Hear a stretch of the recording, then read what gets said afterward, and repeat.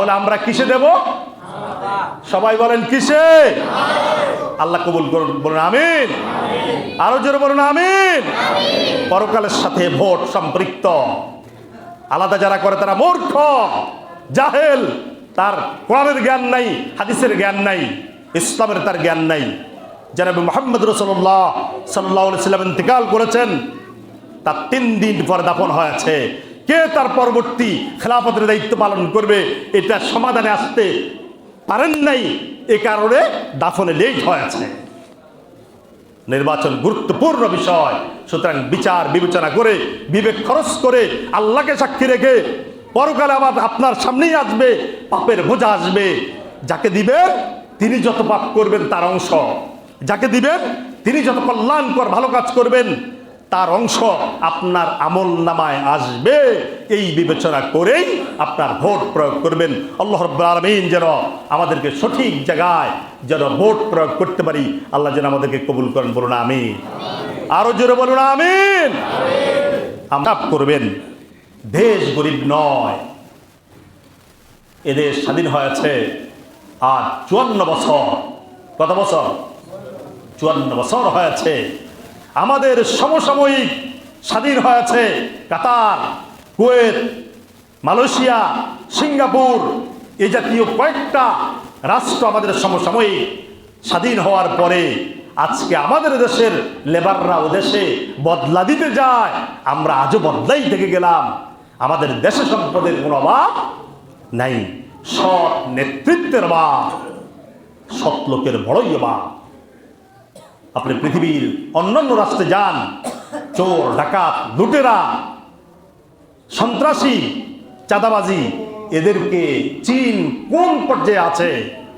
তারা চীনের লোকেরা যারা সন্ত্রাসী কর্মকাণ্ড করে তাদেরকে ধরে ফাঁসিতে ঝুলায়, আর আমরা সন্ত্রাসী, চাঁদাবাজি, মাস্তানি, এদেরকে আমরা নেতার নেতৃত্বের আসনে বসাই, যার কারণে আজকে আজও আমরা ফকির অবস্থায় আছি।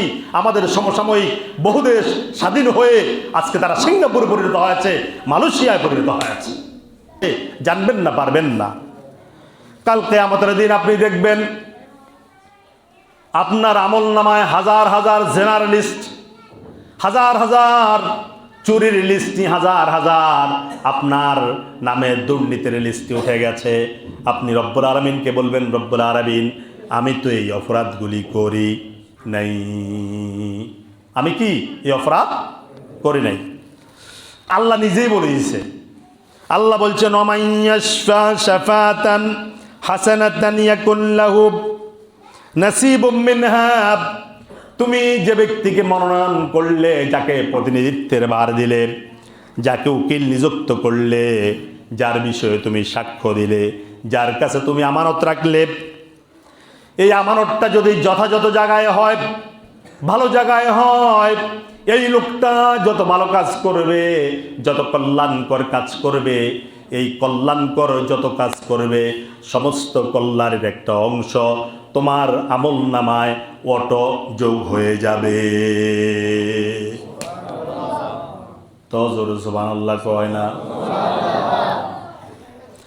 এরপর আল্লাহ রাব্বুল আলামিন বলছেন ওমাইয়াশফা শাফাতান সাইয়াতান ইয়াকুন লাহু কাফলুম মিনহা। আর যে ব্যক্তি কোনো খারাপ মানুষকে সুপারিশ করলো, সাক্ষ্য দিল, উকিল নির্বাচন করলো, নিযুক্ত করলো, আমানত রাখলো, প্রতিনিধিত্বের ভার দিল, আর ওই ব্যক্তি যত অপরাধ করবে সমস্ত অপরাধের একটা ভাগ কাল কিয়ামতের দিন দেখবেন আপনার আমল নামায় যোগ হয়ে গেছে। সুবহানাল্লাহ লিখেছে। ইন্না লিল্লাহি ওয়া ইন্না ইলাইহি। তাহলে আমার ভোট আমি দেব যাকে খুশি, হ্যাঁ, নাকি ইমান, পরকাল, ইবাদত, ইখলাস বিবেচনা করে দিতে হবে। যার প্রতিনিধিত্বের দায়িত্ব যাকে দিবেন, আপনি ওর বিষয়তে সুপারিশ করা, ভোট মারি সুপারিশ করা, সাক্ষ্য দেওয়া, উকিল নিযুক্ত করা, আমানত রাখা। এরপরে ভোট মানে হচ্ছে গুনাহ এবং সওয়াবের জন্য আপনি আপনার একটা মাধ্যম খোলা। সুতরাং আপনার ভোট আপনি কাকে দিবেন এই 3-4টা আয়াত পড়ে নেবেন, তখন আপনার বিবেক বলবে আমার পরকালের সাথে সম্পর্ক, আমার কোরআনের সাথে সম্পর্ক, আমার ইসলামের সাথে সম্পর্ক, ইমানের সাথে সম্পর্ক, যার সাথে আছে আমার ভোট আমি তাকে দেব। কথা ঠিক কিনা? সম্মানিত উপস্থিতি, সুতরাং মালয়েশিয়া ইন্দোনেশিয়ার একটা অংশ বিশেষ, এরা বলছেন এরা ভিতরে ফাড়াফাড়ি করে, এদেরকে বাহির করে দাও, এদেরকে দেশে রেখে দাও, বাহির করে দাও, আলাদা করে দাও।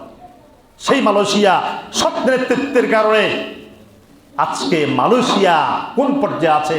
আমাদের দেশের হাজার হাজার শ্রমিক মালয়েশিয়াতে লেবারি করতে যায়, শ্রম দিতে যায়। শুধু সৎ নেতৃত্বের অভাবের কারণে আজকে আমাদের দেশ পিছিয়ে আছে। বারংবার আমরা দুর্নীতিতে আমরা চ্যাম্পিয়ন হয়েছি, আমাদের লজ্জা থাকা উচিত, আমাদের মরে যাওয়া উচিত। এরপর আমরা ওই ওদিকেই চলছি, ও পথেই হাঁটছি।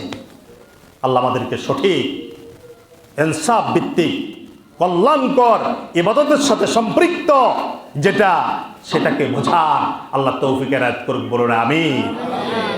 আমাদের কথা আমরা বলেছি, আমাদের বক্তব্য আমরা দিয়েছি, আমাদের কোনো প্রেসার ক্রিয়েট করার কোনো অধিকার আমাদের কাছে নাই। আল্লাহ বলেছেন ফামান শাআ ফালিউমিন ওয়া মান শাআ ফালিয়াকফুর, ইচ্ছা করলে তুমি কুফরি করো আর ইচ্ছা করলে তুমি ইমানের পথে থাকো, তবে খেয়াল রাখবে ইন্না তাদনা লিল কাফিরিনা নারান সুরাদিকুহা। তুমি তো করবে, তোমার ইচ্ছা আছে করবে, কিন্তু খেয়াল রাখবে একটু পরেই তোমাকে আগুন তোমাকে গ্রাস করবে, এটা খেয়াল রাখবে। সম্মানিত উপস্থিতি, সুতরাং স্টাডি করে আমি যে 3টা আয়াতের কথা বলেছি, এই 3টা আয়াত পড়ে তারপরে ভোট কেন্দ্রে যাবেন, ভোট দেবেন। এবার ভোট হলো 2টা। কয়টা? সবাই বলেন কয়টা? সবাই তো বললেন না। এই যে মসজিদে অর্ধেকের বেশি মানুষ নাই, সব ভোট আর ভোট, ভোট নিয়ে ফাড়াফাড়ি। ভোট কয়টা? একটা হলো প্রতীকে, আপনার যে প্রতীক আপনি চিন্তা করেন ওই কোরআন আয়াতগুলো পড়ে তারপরে ভোট দিয়ে আপনার পরকালের সাথে সম্পৃক্ত যেটা, সেটা ভোট দেবেন। দ্বিতীয় আরেকটা হচ্ছে হ্যাঁ আর কি, জোরে বলেন হ্যাঁ আর না। এখানে কোনটাতে দিবেন? কোনটা? সবাই নাতে দিবেন? কেউ? আপনার ইচ্ছা, অসুবিধা নেই। ওমা আলাইনা ইল্লাল বালাগ, আমার দায়িত্ব বলা। নেতার ছেলে নেতা হওয়া, এরপরে স্বৈরাচার গজানো, দুর্নীতিবাজ গজানো। যদি আবার চান, আবার যদি ফ্যাসিস্ট চান, আবার যদি এরকম চান যে একদিনে আইন পরিবর্তন করে ফেলবো, একদিনে সব জবাই করে শেষ দেবো, তাহলে নাতে দিয়েন। আর যদি চান যে না স্বৈরাচার না গজাক, এরপরে বিচার বিভাগ আলাদাভাবে কাজ করুক, পুলিশ বিভাগ আলাদাভাবে কাজ করুক, শিক্ষা ডিপার্টমেন্ট আলাদাভাবে কাজ করুক, রাষ্ট্রীয় যেন কোনো হস্তক্ষেপ এখানে না থাকে, তাহলে ভোটে ভোট দেবেন। আর যদি চিন্তা করেন না আবার এসব বাংলাদেশে হোক, তাহলে না ভোটে দিয়ে অসুবিধা নাই। যেহেতু আমাদের দায়িত্ব হচ্ছে বলে দেওয়া,